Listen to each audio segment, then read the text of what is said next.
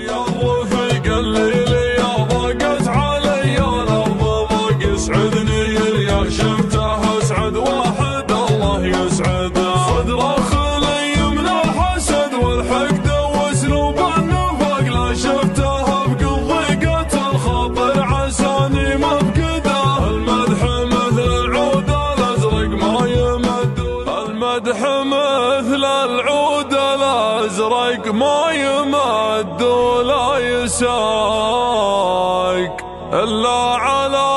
قرم علومه بالفعول موكده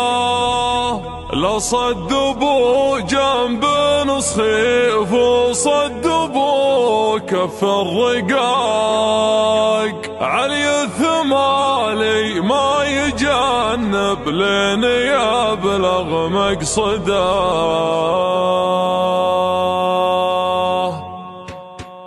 على الطريق اللي نهايته بداية انطلاق ابدا الخيال يعيش جوه والقديم يجدده اللون ياخذ راحتي وارتاح من ضيق الخلل محتاج لي سجات عيد الراحة المستبعدة ياخذني التفكير لابعد مرحلة وابعد نطاق واعيش في غربة على الواقع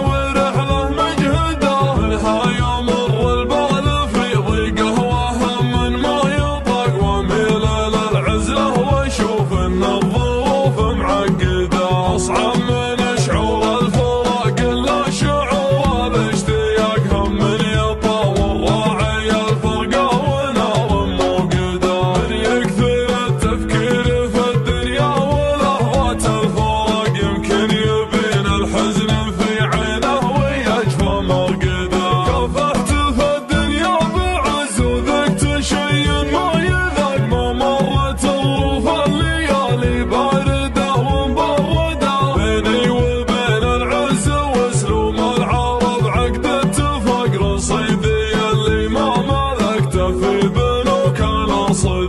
رزقي وتوفيقي على الله خالق السبع الطبق أعيش لحظتي ولا أفكر في بكرة وابعده كم من سليم شكله معافى وتفكيره معاق يمشي على البيضة برجلينه وعقله في يده اليوم فتح للشر باب يصير كأنه في سباق واليان وصيته في مجال الخير كأنك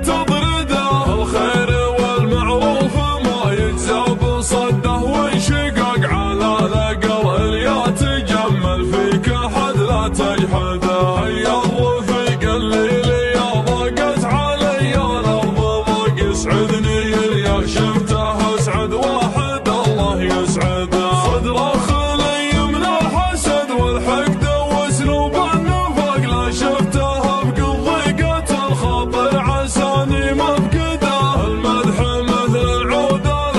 ما يمد ولا يساق إلا على قرم علومه بالفعول موكده صدبوا جنب نصخيف وصدبوا كف رقاق علي الثمالي ما يجنب لين يبلغ مقصده اصبر مع اهل المرجله ما هو سريع الاحتراق يوم الاسامي بعضها بالانقلها مهدده يكرم عن الهفات والزلات والهرجة الدقاق لها نواس تعب الأجيال قبله وابعده يسعى لفعل الخير والمعروف والحق الحقاق من يحتزم في المحزم المليان يبشر بسعده